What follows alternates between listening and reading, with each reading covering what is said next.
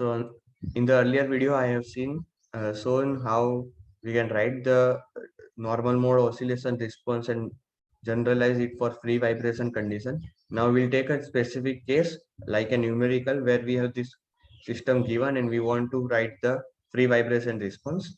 So our first step will be to write the equations of motion. So I have written them over here. Now the normal mode condition is this. So we'll incorporate this normal mode condition into my equations of motion. So substituting normal mode response in equation of motion, I'm getting this as one of the equation. This is second equation. Now I can rearrange them and put that in matrix form. So what will be the matrix form will be this, where I have splitted x1 and x2 and cos omega t plus phi was the constant.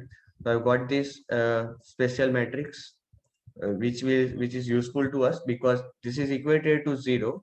That means I cannot put this as these terms as 0 because that will make an absolute response to my vibration is equal to 0. I can also not put this x1 and x2 as 0 because they will also make the condition that at all time my amplitude of vibration is 0. That means there are no vibrations.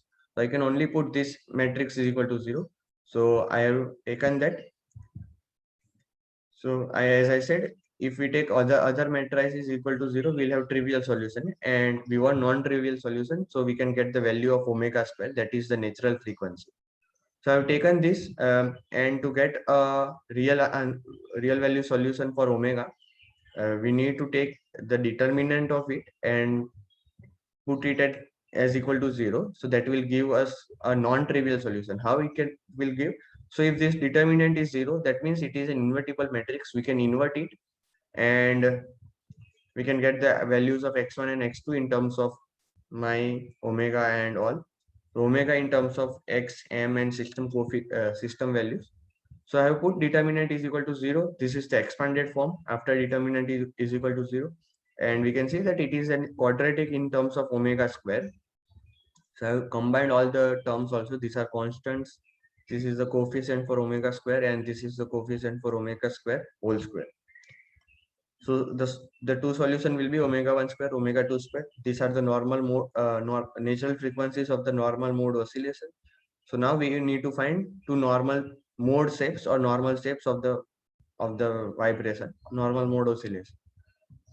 To be more clear, omega 1 square and omega 2 square, how can we find omega 1 and omega 2? So we need to take positive square root to get omega 1 and omega 2 because frequency cannot be negative. So we can directly ignore the negative omega 1 and omega 2. Now we need the mode shapes or the vector representation of how the oscillation is happening. The relative values of x1 and x2 is what our need is. So for that we need two initial conditions. Maybe x1 and phi1 was coming for single degree of freedom system, but here we have 2 degrees of freedom system. So we may need four initial conditions, but since these are normal mode oscillations, we have relation between x1 and x2 and x in both the normal mode. So we do not need that many initial conditions.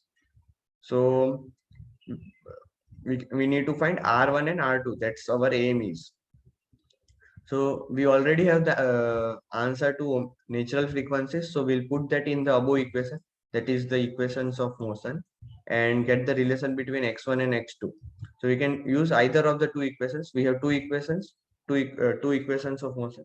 So you can use either of them and get the relation between x1 and x2 and R. So since R is defined as x2 by x1 in normal modes, first normal mode and second normal mode.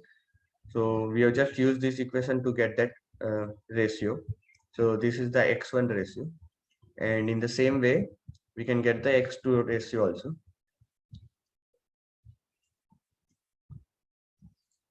So linear homogeneous equation. So I have just converted the above equations, this equation, into an homogeneous equation or a matrix type of equation.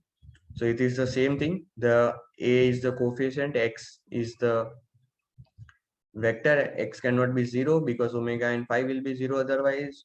So my A is equal to 0. So when A is 0, I get the omegas. So I can get omega 1 and omega 2 from there. So that's all I'm reiterating. Just we get the x1 and x2 values by x1 value by putting omega 1 in my equation of motion, x2 value, r2 value, sorry, r1 value. When I put omega 1 in my equation, I can get r2 value when I put omega 2 in one of the equations. So we'll stop over here. In the next video, we'll see at more details of how the eigen value and eigen vectors can be figured out.